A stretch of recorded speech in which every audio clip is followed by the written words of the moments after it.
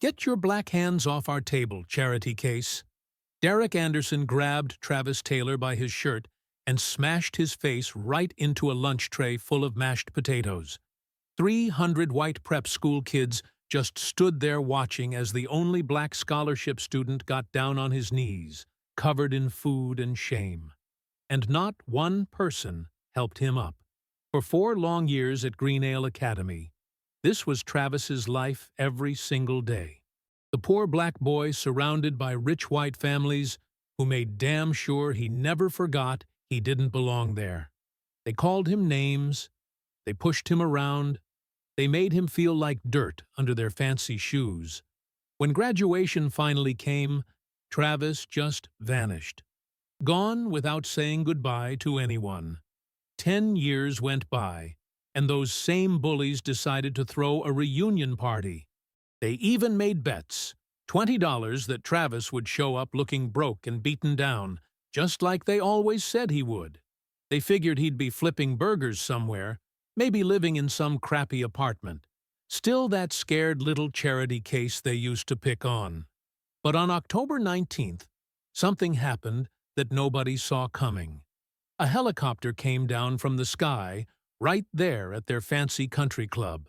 The door opened, and out stepped Travis Taylor wearing a suit that cost more than most people's cars. Every single person at that party felt their stomachs drop to the floor. The charity case they used to laugh at now owned 6 helicopters and ran a company worth $180 million. The poor kid they thought would never amount to anything had become richer than all of them put together. And now he was back. Derek Anderson straightened his navy blazer and surveyed the country club terrace with the satisfaction of a man who owned the room. The Greenale Academy 10-year reunion was his show, and he'd orchestrated every detail to perfection. White linens draped mahogany tables, crystal glasses caught the amber sunset, and 200 of his former classmates mingled in their finest attire, most of them now working respectable jobs at their father's firms or managing trust funds with practiced ease. "Did you see Jenkins bought that house in the Hamptons?" Derek asked Brad Wilson, his longtime friend who stood beside him nursing a scotch. "Third-generation money, you know how it is. Some people just have it figured out from day one." Brad nodded absently, his attention drifting toward the parking lot where luxury vehicles gleamed in neat rows. BMWs, Mercedes, the occasional Porsche, exactly what you'd expect from Greenale graduates. "Yeah, sure." "Listen, Derek, about that bet you made earlier. $20 that the scholarship kid shows up looking like exactly what we always knew he'd become." Derek's laugh carried the cruel edge that had made him legendary in their prep school hallways. "Honestly, I'm surprised he even got the invitation. Probably living in some studio apartment, working retail. You remember how he used to stutter when we'd corner him in the cafeteria?" The memory brought Derek genuine pleasure. Travis Taylor had been their favorite target throughout high school, the only black student in their year, there on some bleeding heart scholarship program that let inner-city kids pretend they belonged among their betters. Derek had made it his personal mission to remind Travis exactly where he stood in the social hierarchy. Every day brought new opportunities, shoving him into lockers, accidentally, knocking his books into puddles, making sure he sat alone at lunch while everyone else enjoyed their inherited friendships. "Get your black hands off our table, charity case." The words had become Derek's signature line, always delivered loud enough for the whole cafeteria to hear. He'd grab Travis by the collar, sometimes slam his face into whatever food was nearby, and watch 300 white prep school students witness the scholarship kid's humiliation. Nobody ever stepped forward to help. That was the beauty of the system. Everyone understood their place. "Derek." Brad's voice carried an odd tension. "You might want to tone down the victory lap. What if he actually shows up and he's doing okay?" Derek's expression hardened. The suggestion that Travis Taylor might have achieved anything meaningful struck him as fundamentally absurd. "Come on, Brad. we both know how the real world works. These scholarship programs, they're just charity. They give these kids 4 years of pretending. Then reality hits. You think some poor kid from the projects is going to compete with people like us? With our connections, our networks, our resources? He gestured toward the assembled crowd, each face representing generations of accumulated wealth and influence. These were people who'd never worried about college tuition, never stressed about job interviews because uncle had a position waiting, never faced the grinding uncertainty that defined life for people without safety nets.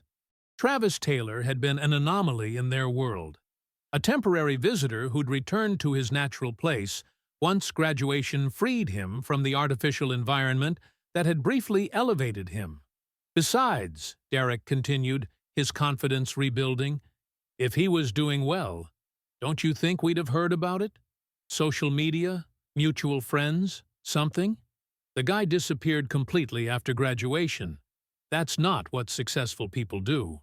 That's what people do when they're ashamed of how their lives turned out.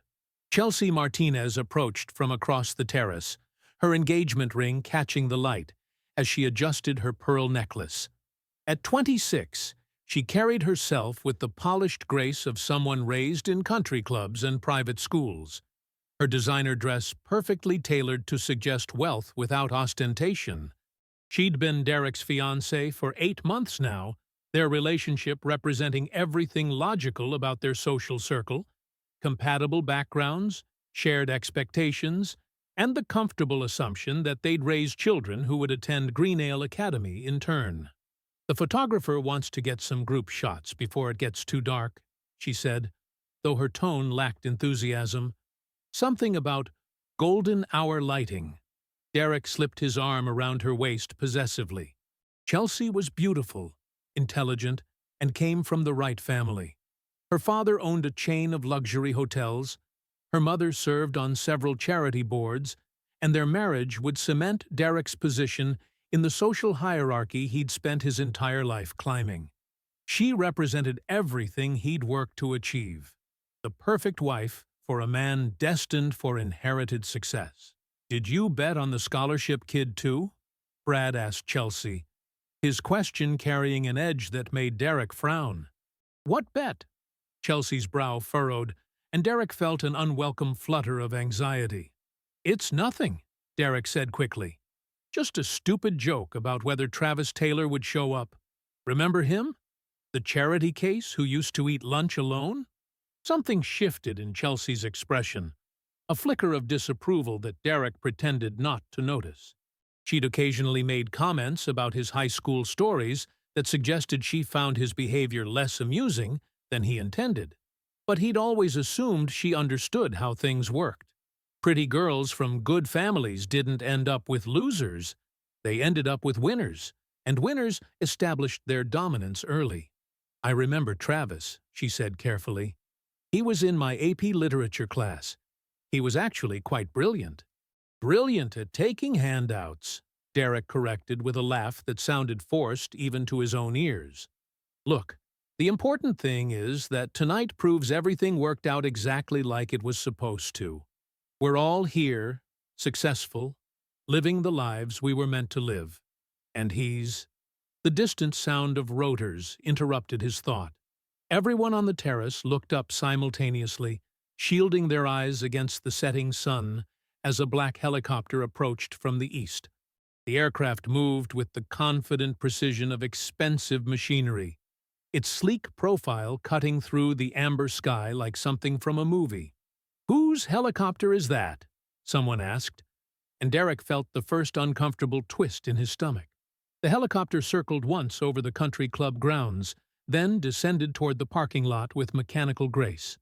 Derek watched the landing with growing unease, his mind racing through possibilities. None of their classmates owned helicopters. He was certain of that. Rich parents, yes, but helicopter money represented a completely different category of wealth. "Maybe it's some VIP guest," Brad suggested, but his voice carried doubt. "Someone's famous relative?" The rotors wound down with a high-pitched whine that echoed across the terrace. For a moment, Nobody moved. 200 prep school graduates stood frozen, champagne glasses suspended halfway to their lips, all attention focused on the black aircraft that had materialized in their carefully orchestrated evening. Then the door opened. A man stepped out wearing a charcoal Tom Ford suit that fit like liquid mercury. Handmade Italian leather shoes touched the asphalt with confident precision.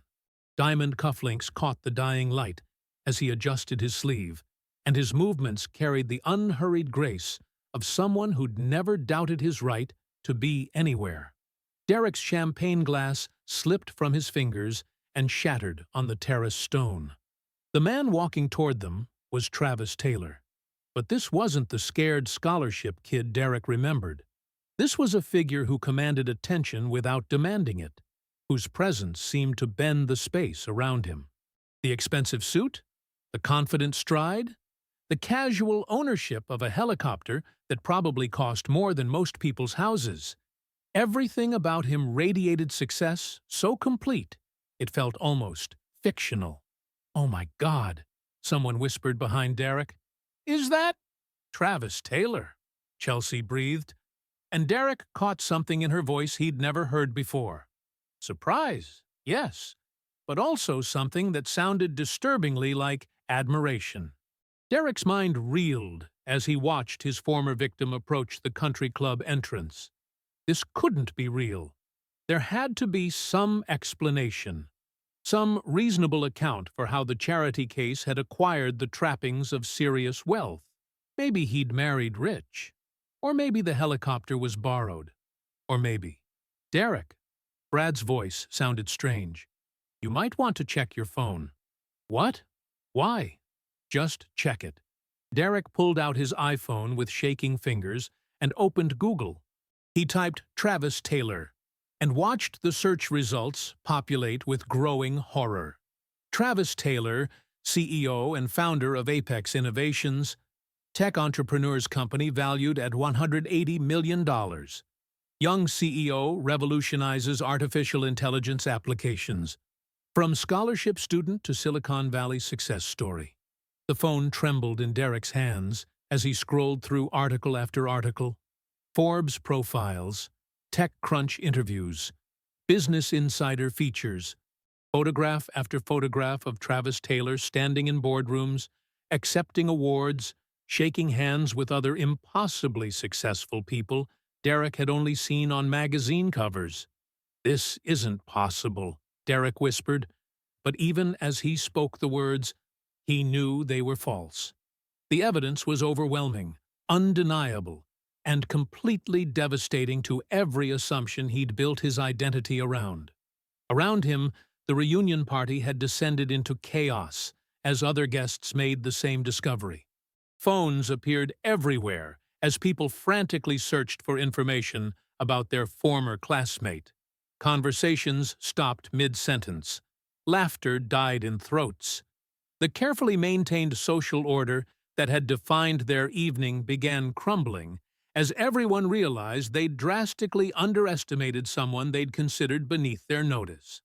"Derek," Chelsea said, her voice tight with something that might have been anger. "Tell me you didn't actually bet against him showing up successful." Derek couldn't answer. His throat had closed completely, and his hands shook as he continued scrolling through search results that painted an increasingly devastating picture of his miscalculation. Travis Taylor hadn't just succeeded. He'd succeeded on a scale that dwarfed everyone at the reunion combined. The scholarship kid they'd tormented now commanded resources that made their inherited wealth look like pocket change. And he was walking directly toward them. The country club's main entrance stood just 50 yards away, and Travis's approach felt inevitable as gravity. Derek watched him move through the parking lot with the measured confidence of someone who owned the world. And for the first time in his life, Derek Anderson understood what it meant to be afraid. The silence that followed Travis's entrance felt like a held breath before an avalanche. Every conversation in the country club's grand ballroom had stuttered to a halt, leaving only the soft clink of champagne glasses and the distant murmur of staff pretending not to stare. Travis moved through the crowd with the fluid grace of someone who had learned to navigate hostile territories long ago, his presence creating ripples of whispered recognition and hastily pulled-out phones. Derek's stomach churned as he watched his former classmates' faces transform from polite curiosity to dawning realization. Sarah Matthews dropped her wine glass, the crystal shattering against the marble floor in a sound that seemed to echo Derek's crumbling composure. Behind her, James Crawford's mouth hung open as he scrolled through what Derek could only assume were the same devastating search results that had just destroyed his worldview. "Holy shit," someone whispered near the bar. "That's actually him. That's actually Travis Taylor." The name rippled through the crowd like wildfire, and Derek watched in horror as his carefully constructed evening began to unravel thread by thread. His friends, the same people who had laughed at his jokes about Travis showing up in a borrowed suit, now stared at the approaching figure with expressions that bordered on reverence. Chelsea squeezed his arm, her manicured nails digging through his jacket. "Derek, what's happening? Everyone's acting so strange." He couldn't answer. His vocal cords had seized, leaving him mute as Travis continued his approach. The distance between them shrank with each measured step, and Derek felt increasingly like prey being stalked by something infinitely more dangerous than he had anticipated. "Ladies and gentlemen," the country club's event coordinator announced over the sound system, her voice trembling slightly. "We have a very special surprise guest this evening. Please welcome Travis Taylor, CEO and founder of Apex Innovations." The applause that erupted was thunderous and immediate, a standing ovation that made Derek's knees buckle. He remained seated while 300 people rose around him, their enthusiasm genuine and overwhelming. This wasn't polite charity applause. This was the sound of people recognizing greatness. Travis raised a hand, and the applause died instantly. When he spoke, his voice carried effortlessly across the ballroom without need for amplification. "Thank you for the warm welcome," he said, and Derek noticed immediately how different his voice sounded. Gone was any trace of the uncertainty that had once marked his speech. This was the voice of someone accustomed to commanding boardrooms and closing billion-dollar deals. "I have to admit, I wasn't sure I'd make it tonight." A ripple of nervous laughter passed through the crowd. Derek felt sweat gathering at his collar as Travis's eyes swept across the room, cataloging faces with the precision of someone who forgot nothing. "But I'm glad I did," Travis continued. "It's remarkable how much can change in 10 years. The understatement hung in the air like a challenge. Derek watched his classmates' faces, seeing his own panic reflected in their expressions. How many of them remembered their casual cruelties? How many were now calculating the cost of their past indifference? Brad Wilson appeared at Derek's shoulder, his face pale beneath his expensive tan. "Dude," he whispered urgently, "do you know what this means? Do you have any idea what his net worth is?" Derek's throat worked soundlessly. He had seen the numbers, had stared at them until they burned themselves into his retinas. $180 million. The scholarship kid they had humiliated now commanded resources that dwarfed most small countries. The articles say he's donated over $30 million to educational charities, Brad continued, his voice taking on an increasingly frantic edge. $30 million, Derek, and there's speculation that he's been funding scholarships anonymously for years. Anonymous scholarships. Derek's mind reeled as the implications crashed over him. How many students had Travis helped? How many lives had he changed while Derek had been coasting on his father's connections? Chelsea's grip on his arm tightened. "Derek, you're shaking. What's wrong?" Before he could answer, Travis began moving again, weaving through the crowd with purpose. People reached out to shake his hand, to offer congratulations, to bask in proximity to his success. He accepted their attention graciously, but didn't linger. his trajectory clear and unwavering. He was heading directly for Derek's table. The realization hit Derek like a physical blow. Travis wasn't here by accident or coincidence. He had come with a purpose, and that purpose was walking steadily closer with every passing second. "Oh, God," Derek whispered, finally finding his voice. "Oh, God, he's coming over here."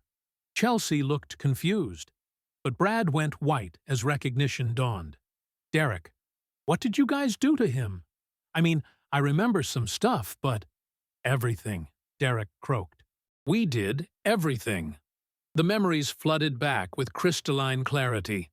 Travis on his knees in the cafeteria, mashed potatoes dripping from his face, while Derek stood over him, triumphant. The group chat messages filled with racial slurs and cruel speculation about his home life. The systematic exclusion from every social event, every study group, every moment of connection that might have made 4 years of isolation bearable. They had been thorough in their cruelty, methodical in their exclusion, and now the target of that cruelty commanded resources that could destroy them all with a phone call. Travis stopped 3 feet from their table, and Derek felt the weight of his gaze like a physical presence. Up close, the transformation was even more staggering. This wasn't just success. This was evolution. The awkward teenager had been replaced by someone who radiated confidence and power. Someone who had clearly spent years building himself into exactly the person he chose to become. "Derek," Travis said simply, and his voice held no trace of anger or malice. That somehow made it worse. Derek tried to stand, his legs betraying him as they wobbled uncertainly. Chelsea steadied him with a confused look, while Brad seemed to have forgotten how to breathe entirely. "Travis," Derek managed, his voice cracking like a teenager's. We didn't expect.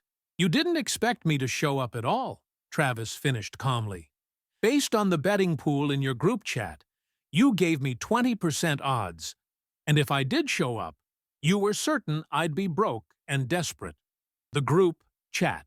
Derek's blood turned to ice as he realized Travis somehow knew about their private messages. The cruel jokes, the casual racism, the betting pool they had established around his potential appearance, all of it was apparently known. "I don't know what your—" Derek began, but Travis held up his phone, the screen displaying familiar blue message bubbles. "Would you like me to read some of these aloud?" Travis asked conversationally. "There are some particularly creative speculation about my living situation, and the racial commentary is, well, it's exactly what I'd expect from this group." The ballroom around them had gone silent again, but this time the silence felt predatory. Derek could feel hundreds of eyes watching their interaction, phones undoubtedly recording every word. His reputation, his career prospects, his entire future hung in the balance of whatever Travis chose to do next. "Please," Derek whispered, the word escaping before he could stop it. "I was young. We were all young and stupid and—" "You were 18, Travis interrupted, his voice still maddeningly calm. "Old enough to vote, to serve in the military, to understand right from wrong. Young isn't an excuse for cruelty, Derek. It never was." Chelsea's hand fell away from Derek's arm as understanding began to dawn in her eyes. She looked between them, pieces clicking into place, and Derek watched her expression shift from confusion to horror to disgust. "You bullied him," she said quietly. It wasn't a question. Derek opened his mouth to deny it, to minimize it, to explain it away, but the words died in his throat. How could he explain 4 years of systematic torture? How could he make her understand without revealing the depths of his own cruelty? "Bullied is such a small word for what they did," Travis said, still addressing Derek directly. "What would you call it when a group of students corner someone in the bathroom and—" "Stop!" Derek gasped. "Please, just stop." But Travis didn't stop. His voice remained level, conversational, as he began cataloging incidents that Derek had tried for years to forget. The bathroom encounter, the incident with the scholarship paperwork, the time they had called his mother pretending to be from the school with fake emergency news. Each revelation hit like a physical blow, and Derek watched his carefully constructed life crumble in real time. Chelsea's face had gone pale, her engagement ring catching the light as her hand moved unconsciously toward her purse. Brad had backed away from the table entirely, distancing himself from the social carnage. Around them, the crowd pressed closer, phones raised like weapons, recording every moment of Derek's destruction for posterity. Social media notifications were undoubtedly already pinging across networks as the story spread beyond the ballroom's walls. The scholarship paperwork, Travis continued, his voice carrying easily to the crowd. That was particularly creative, convincing me that my financial aid had been revoked 3 days before final exams, watching me panic for 72 hours before admitting it was a joke. Do you remember how I begged you to tell me the truth? How I actually cried in front of you? Derek remembered. He remembered Travis's desperate face, the way his voice had broken when he pleaded for honesty. He remembered laughing about it afterward, how proud they had all been of their cleverness. I remember, Derek whispered, the admission torn from somewhere deep in his chest. Good, Travis said, because I want you to remember something else. Do you know what I was doing while you and your friends were placing bets about my failure? Derek shook his head mutely. I was building the scholarship fund that's put 43 kids through college so far. 43 students who were just like me, brilliant, driven, but lacking the resources to reach their potential.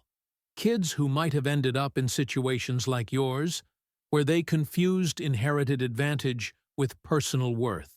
The words hit like sledgehammer blows. 43 kids. Travis hadn't just succeeded.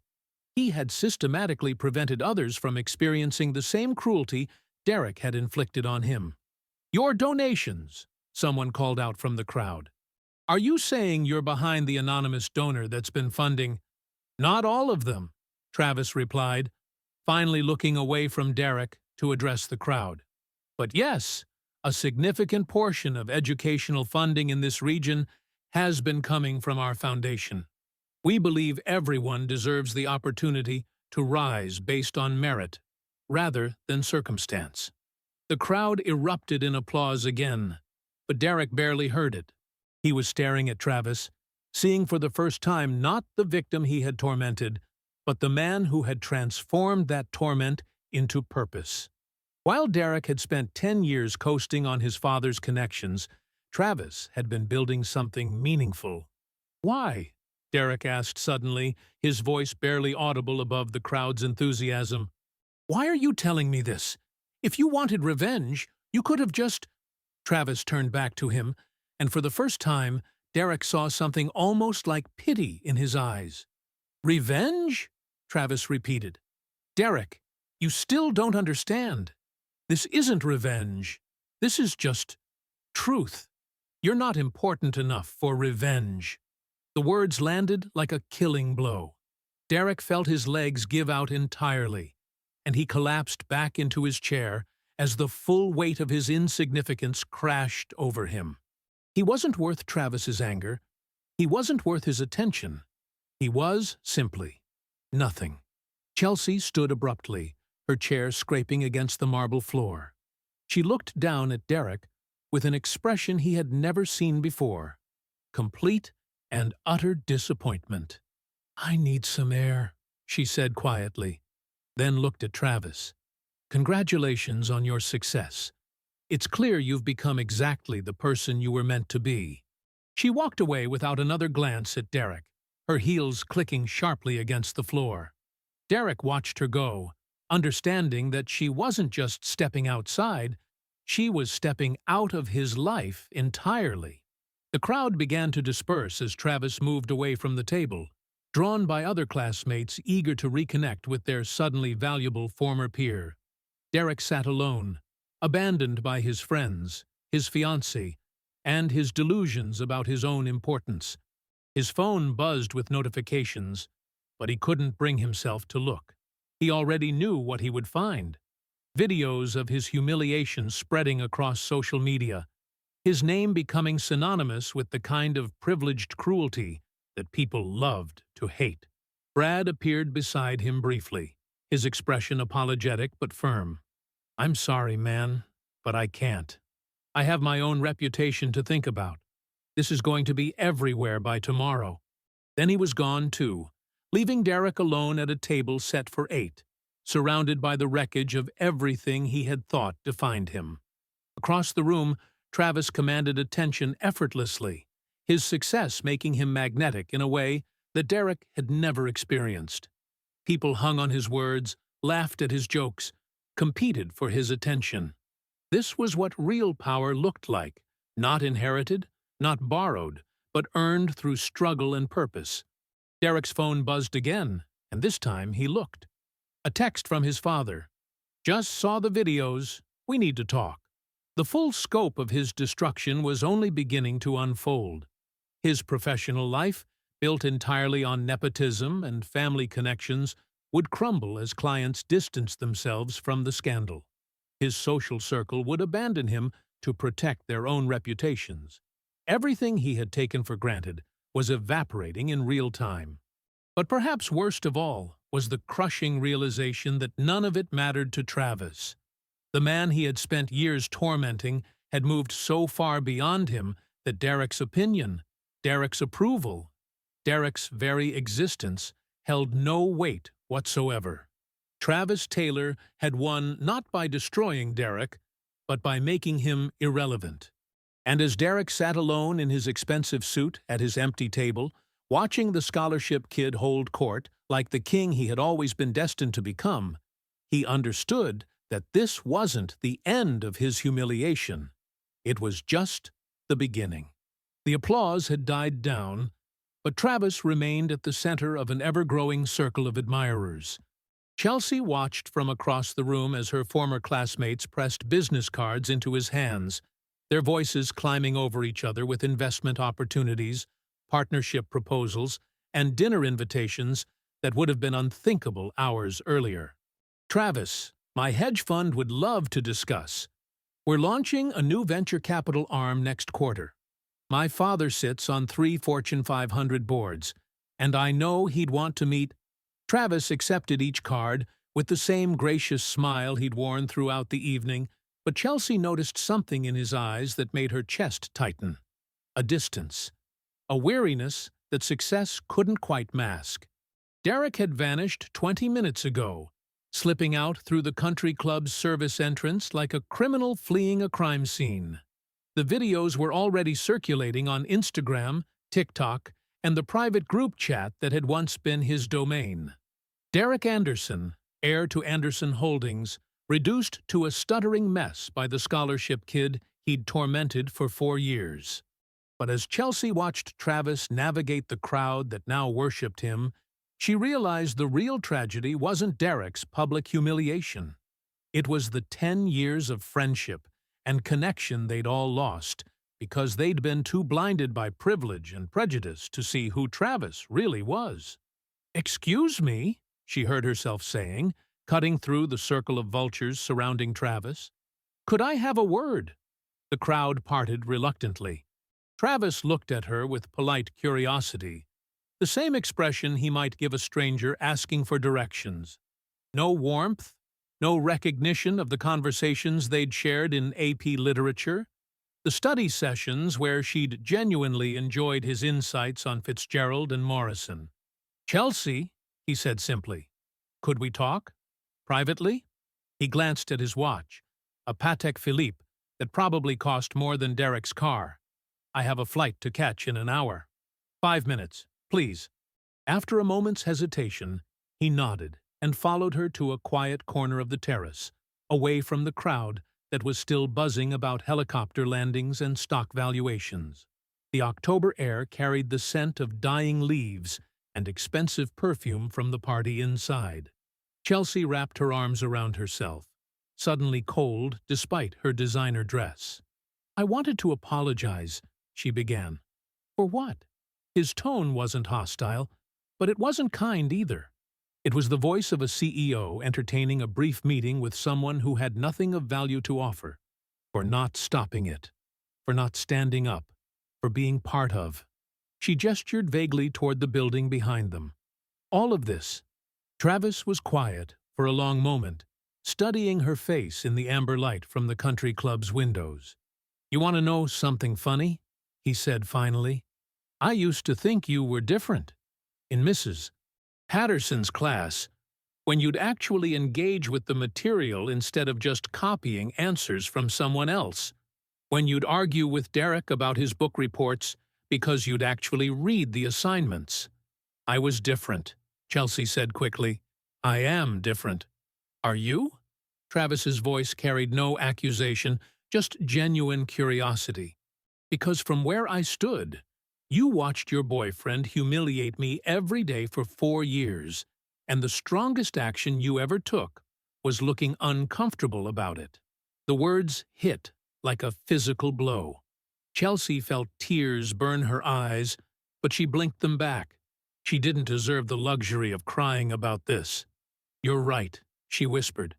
"You're absolutely right. I'm not looking for an apology, Chelsea.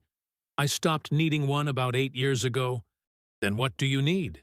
Travis smiled, and for just a moment, she caught a glimpse of the 17-year-old boy who'd sat behind her in English class, who'd lent her his notes when she'd missed school with the flu, who'd been kind to her when kindness wasn't required or rewarded. "Nothing," he said. "I don't need anything from any of you anymore. That's the point." Behind them, the party continued.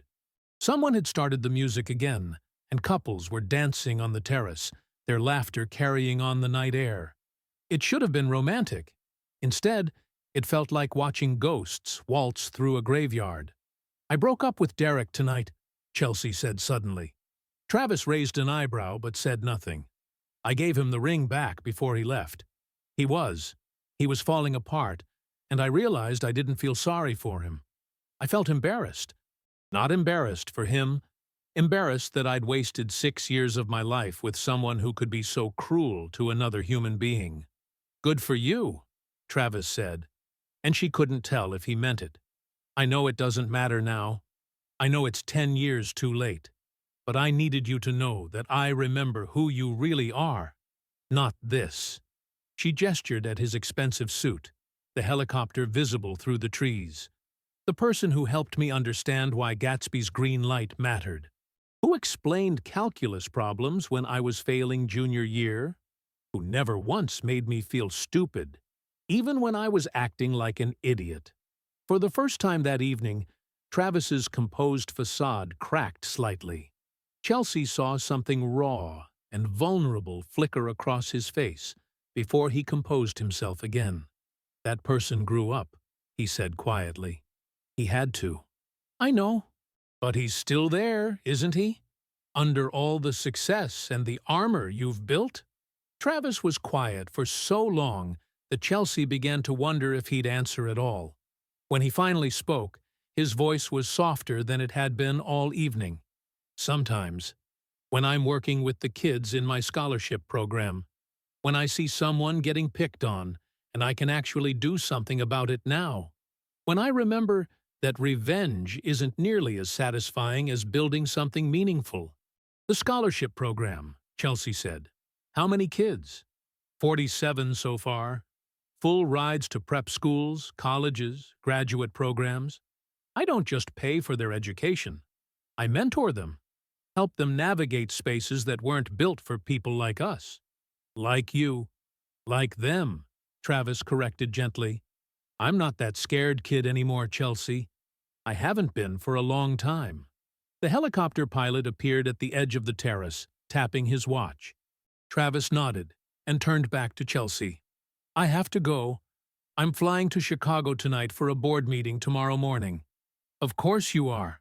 Chelsea smiled despite herself. "Travis?" He paused. "For what it's worth, I think that scared kid would be proud of who you became." Travis considered this, then extended his hand for a professional handshake. Take care of yourself, Chelsea. Figure out who you want to be when you're not trying to please everyone else. She shook his hand, noting the calluses that expensive suits couldn't hide. Whatever success Travis had achieved, he'd earned it. Will you keep in touch? She asked, hating how desperate the question sounded. I don't think so, Travis said honestly, but I hope you find what you're looking for. He walked away without looking back, his footsteps confident on the stone pathway that led to the helicopter. Chelsea watched until the aircraft lifted off, its lights disappearing into the night sky like a reverse shooting star. Inside the country club, the party was winding down. Couples gathered their coats and called for car services, still buzzing about the evening's unexpected entertainment. Chelsea could hear fragments of conversation as she passed. Did you see Derek's face when... I heard he's worth almost $200 million. My brother's firm handles tech IPOs. I'm going to get Travis's contact. Someone said he bought 3 buildings in Manhattan last year. They were already rewriting history, Chelsea realized. By Monday morning, half of them would claim they'd been friends with Travis in high school. The other half would pretend they'd never participated in his humiliation. She found her purse and called an Uber, not trusting herself to drive. As she waited by the valet stand, Jordan Williams approached her. Travis's former lab partner looked different from the quiet, serious boy she remembered. More confident, wearing a well-tailored suit that suggested his own success. Chelsea, he said with a nod. Jordan, I didn't realize you were here tonight. I wasn't invited. His smile was sardonic. I came with Travis. Moral support, in case things got ugly. Did you think they would? Jordan shrugged. Travis is a good man, but he's still human.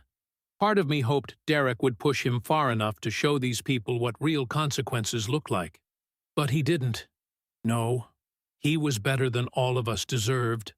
Again. Chelsea's phone buzzed. Her ride was approaching.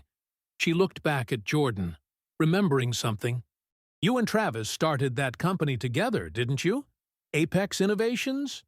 Co-founders, Jordan confirmed. Though he's the visionary, I just help keep the trains running on time. Are you angry about what happened to him here? Jordan was quiet for a moment, watching the last few stragglers emerge from the country club. I was, he said finally, for years.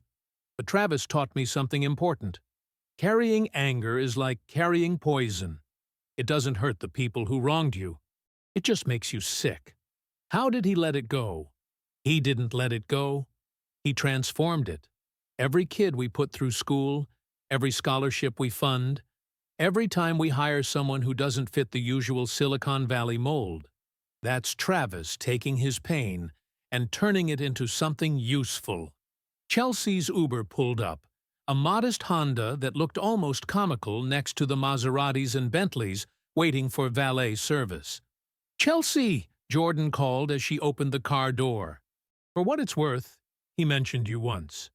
Said you were one of the few people here who had a functioning brain. When was that? Senior year. After you got into Columbia early decision.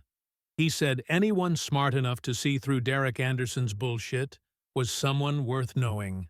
Chelsea slid into the back seat, her mind reeling. As the Uber pulled away from Greenfield Country Club, she caught one last glimpse of the building where they'd all played out the final act of a drama that had started 10 years ago. Her phone buzzed with notifications, text messages from friends who'd been at the reunion, Instagram posts already tagging her in photos from the evening, missed calls from Derek that she had no intention of returning. Instead, she pulled up Google and searched for Apex Innovations Scholarship Program. The results filled her screen.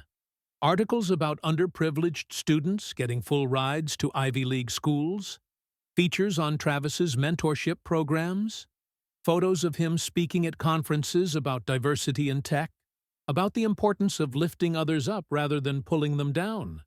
In one photo, he was surrounded by a group of teenagers at what looked like a tech camp. They were looking at him with the kind of hero worship she'd seen at the reunion tonight, but there was something different in their faces. Not the desperate social climbing of her former classmates, but genuine admiration and hope. At the bottom of one article, she found a quote that made her throat tighten. Success isn't about proving your worth to people who couldn't see it in the first place. It's about creating opportunities for others to discover their own worth, regardless of where they started or what others think of them. Her phone rang. Derek's name flashed on the screen for the 5th time in 20 minutes. Chelsea stared at it until it went to voicemail, then blocked his number. She had her own life to figure out, her own worth to discover. And for the first time in years, she had no interest in seeking anyone else's approval to do it. The Uber turned onto the highway, carrying her away from Greenfield Country Club and everything it represented. Behind them, the building grew smaller and smaller until it disappeared entirely, swallowed by the darkness of a night that had changed everything. In a few hours, the sun would rise on a world where Derek Anderson's opinion of anyone mattered considerably less than it had 12 hours ago. Where Travis Taylor's success stood as testament to the power of persistence, kindness, and refusing to let others define your limits. And where Chelsea Morrison, not Chelsea Anderson, as she'd planned to be by Christmas, would wake up single, unemployed, and completely uncertain about her future. For the first time in her adult life, that uncertainty felt like freedom. 6 months later, Travis stood in the conference room of his Chicago headquarters, watching the sunrise paint Lake Michigan gold through floor-to-ceiling windows. The quarterly board meeting had just concluded with news that Apex Innovations had crossed the $250 million mark. Jordan sat across the mahogany table, grinning as he scrolled through acquisition offers from tech giants. "Microsoft's sweetening their deal," Jordan announced, sliding his tablet across the polished surface. $2.8 billion. Cash. Travis picked up the device, scanning numbers that would have seemed impossible a decade ago. The boy who'd scraped together lunch money now fielded offers worth more than some countries' GDP. He set the tablet down without signing anything. "Not yet," he said simply. Jordan raised an eyebrow. "Boss, that's generational wealth territory. Your kids' would never work again." "Maybe that's the problem." Travis moved to the window, hands clasped behind his back. "Remember what we started this for? It wasn't about the money." The morning sun reminded him of another dawn, 10 years earlier, when he'd walked across Greenale Academy's campus for the last time. No fanfare, no goodbye speeches, just a scholarship kid with a worn duffel bag and a head full of dreams nobody believed in. He'd made himself a promise that morning. Success wouldn't change who he was at his core. His phone buzzed with a text from Mr. Harrison. "Saw the Forbes article. The boy I knew is still there, isn't he?" Travis smiled, typing back. "Still here, still learning." The Taylor Foundation had quietly funded 847 scholarships across the country. Each recipient received not just tuition money, but mentorship, internship opportunities, and most importantly, the knowledge that someone believed in their potential. Travis insisted on reading every application personally, looking for that spark of determination he recognized in himself. Last month, he'd received a handwritten letter from Maria Santos, a girl from South Phoenix whose single mother cleaned office buildings at night. Maria's essay about wanting to study environmental engineering despite never having seen the ocean had moved him to tears. She was now enrolled at MIT, fully funded, with a summer internship waiting at Apex. "Sir?" His assistant's voice came through the intercom. "Your 10 o'clock is here." Dr. Elizabeth Chen entered with the kind of quiet confidence Travis had learned to recognize in fellow survivors. She'd grown up in Chinatown, daughter of immigrants who spoke no English but understood the language of sacrifice.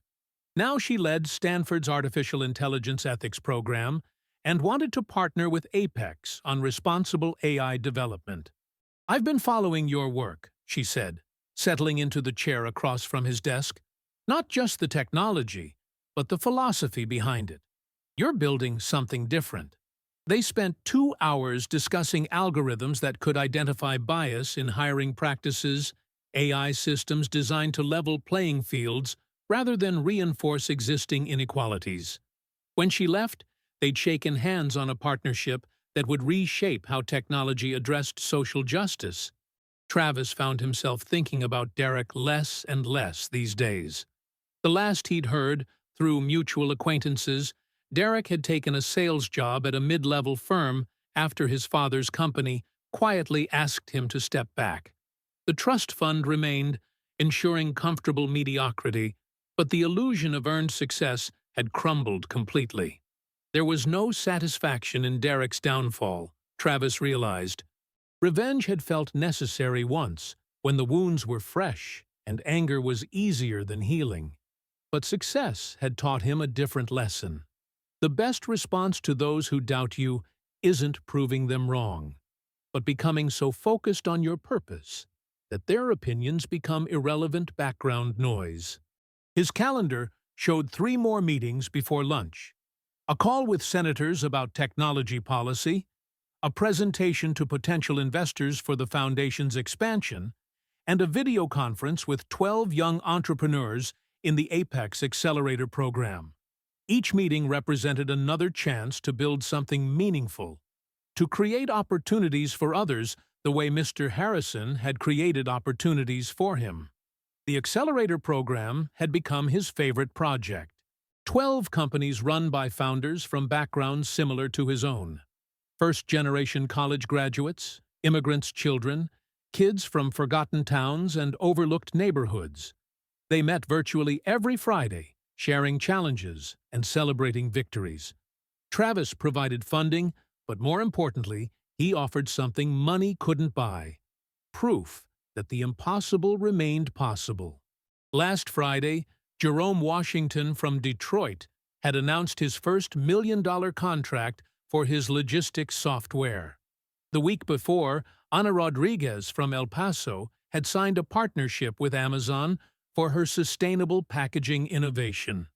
Watching their faces light up during those announcements reminded Travis why he'd walked away from every acquisition offer. His phone rang. The caller ID showed a number he didn't recognize, but the area code was familiar: Green Ale Academy's location. "Mr. Taylor, this is Susan Mitchell from the Academy's development office. I hope you don't mind me calling directly." Travis leaned back in his chair, curious. "Not at all. How can I help you?" "We're launching a scholarship program for underrepresented students, and we were hoping you might consider being our keynote speaker at the announcement.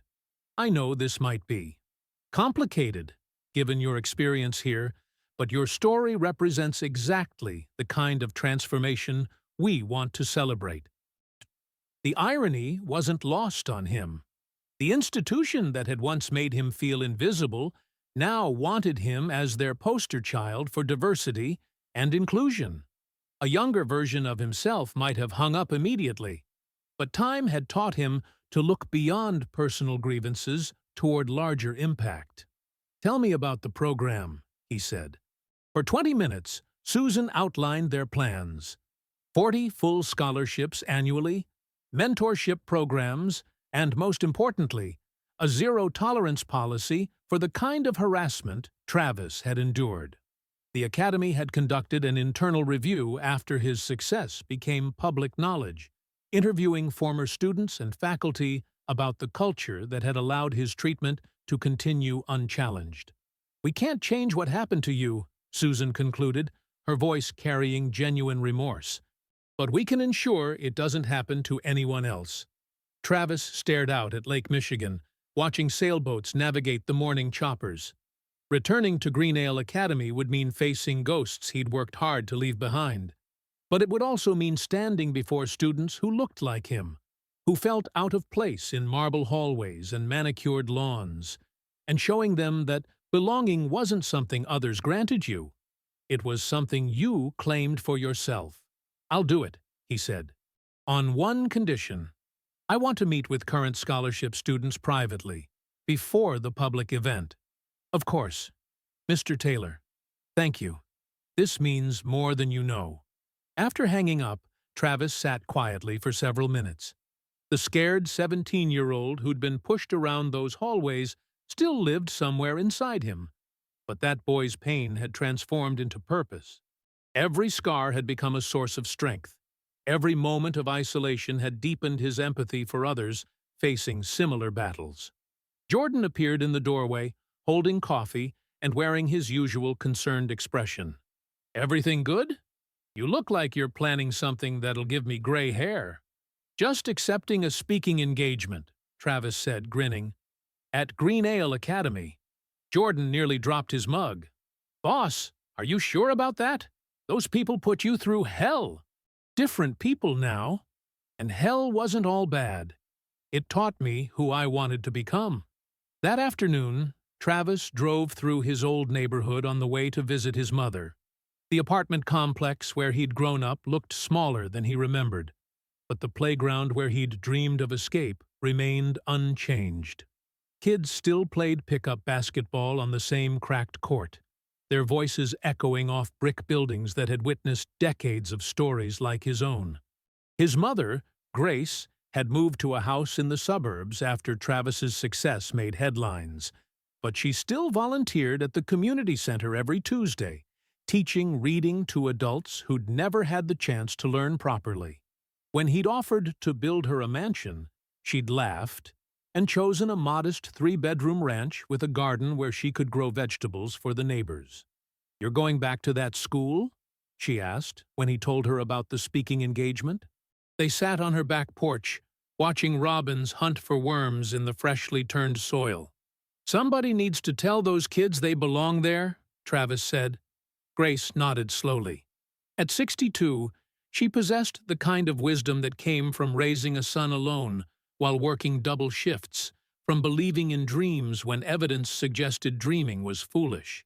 "You're not going for them, though. You're going for that boy who left there 10 years ago." She was right, of course. Mothers usually were.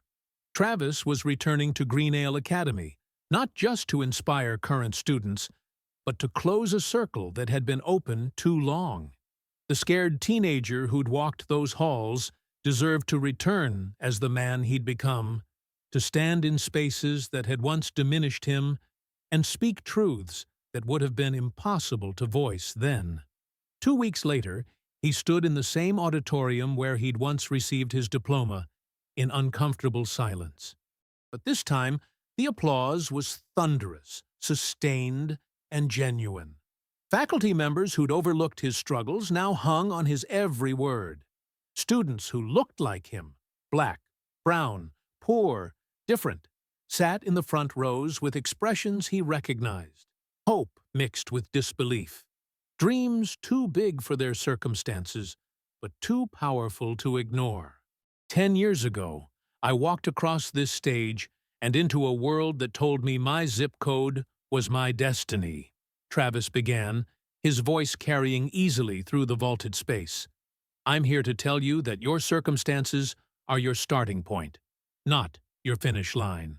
He spoke for 30 minutes about resilience, about the difference between failure and falling down, about how the opinions of others become irrelevant once you start building something larger than yourself. He didn't mention Derek by name. There was no need. The boy who'd shoved him into lunch trays had become a footnote in a much larger story. After the public event, Travis met privately with the 40 scholarship recipients. They sat in a circle in the same library where he'd once hidden during lunch, avoiding the cafeteria social hierarchy that had seemed so permanent and insurmountable. "Who here feels like they don't belong?" he asked. 37 hands went up. "Perfect," Travis grinned. That feeling never completely goes away, but it stops mattering once you realize you're not here to fit in. You're here to stand out. A sophomore named David, whose father cleaned the school's bathrooms, raised his hand tentatively. "Mr. Taylor, what if we're not smart enough? What if we can't keep up?" The question hit Travis like a physical blow, transporting him instantly to his own sophomore year, when calculus felt impossible and every quiz seemed designed to prove his inadequacy. "David, Let me tell you about the worst grade I ever received. For the next hour, he shared stories of academic struggles, of feeling like an imposter, of the night he'd called his mother crying because he was convinced he'd never graduate. But he also shared the moment everything clicked, when he realized that intelligence wasn't about being perfect. It was about being persistent. As the students filed out, several stopped to shake his hand, to ask for advice, to share their own dreams. Maria Santos, the girl from Phoenix, who was now excelling at MIT, had flown in to meet him. Her presence alongside these new scholarship recipients created a beautiful symmetry, the past, present, and future of possibility converging in one moment. The drive back to Chicago gave Travis time to process the day's emotions. He'd expected returning to Greenale Academy to feel triumphant, but instead, it felt like coming home to a place that had finally learned to welcome him. The scared boy who'd left those halls had become a man capable of changing them. His phone buzzed with a text from an unknown number. For a moment, his heart rate quickened. Old patterns of anxiety die hard. But the message was simple. Thank you for today. You changed my life. David. 6 more messages followed from other students, each expressing gratitude, hope, determination. Travis realized this was what victory actually looked like. Not the defeated bully or the abandoned fiancé, but the young faces in that library circle, seeing their own potential reflected in someone who'd walked their path and emerged stronger. That evening, Travis stood on his penthouse balcony overlooking Lake Michigan, watching the city lights twinkle like earthbound stars. Jordan had texted about 3 more acquisition offers, each larger than the last. Tomorrow would bring new challenges, board meetings, product launches, foundation work that demanded his attention and energy. But tonight, he allowed himself a moment of quiet satisfaction. Not for the money in his accounts or the helicopters in his hangar, but for the distance he'd traveled from that scared scholarship kid to the man who could stand in front of similar kids and show them the way forward. His mother called as he was heading inside. "How did it go, baby?" "It went well, Mama. Really well." "I'm proud of you," she said, and Travis could hear the smile in her voice. "Not for the money or the fancy suits. I'm proud because you remember where you came from, and you're helping others get where they're going." After hanging up, Travis walked through his apartment, past awards and accolades that once seemed impossibly important. In his study, he kept a simple wooden frame containing his original Greenale Academy acceptance letter. Not the one announcing his scholarship, but his very first communication with the school. The envelope was addressed to Travis Taylor, future student, in his own teenage handwriting, a reminder of the boy who'd dreamed despite every reason not to. Next to it sat a newer photo, the scholarship recipients from today's event, their faces bright with possibility and determination. In their expressions, Travis saw echoes of his younger self, but also glimpses of futures that would surpass even his own achievements. The boy who'd been pushed around those marble hallways had grown into a man who could walk through them with his head high, not because he'd proven his worth to his tormentors, but because he'd never needed their validation in the first place. Success hadn't just changed his circumstances. It had revealed truths that were always there, buried beneath layers of others' expectations and limitations. Derek Anderson, Chelsea Morrison, the classmates who'd once seemed so important. They'd all faded into background characters in a story much larger than their small world could contain. Travis had found something more valuable than revenge. The peace that comes from knowing your worth isn't dependent on anyone else's recognition of it. As midnight approached, Travis made a final entry in the journal he'd kept since leaving Greenale Academy. October 19th was never about going back, he wrote. It was about moving forward with enough strength to bring others with me.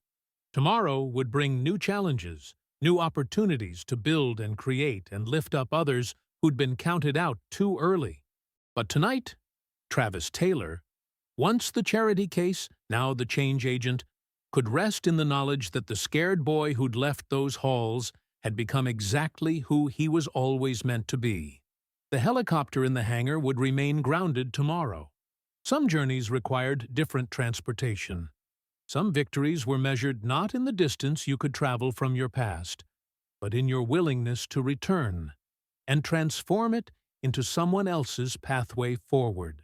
In the quiet of his success, Travis had found something money couldn't buy: the understanding that true power wasn't about proving others wrong, but about helping them discover they'd been wrong about themselves. The scholarship applications for next year were already arriving at the foundation office, each one carrying dreams that seemed too big for their circumstances, but too important to ignore. Travis would read every single one, looking for that familiar spark of determination, that quiet refusal to accept limitations as permanent. After all, he'd been that impossible dream once. And look how that had turned out.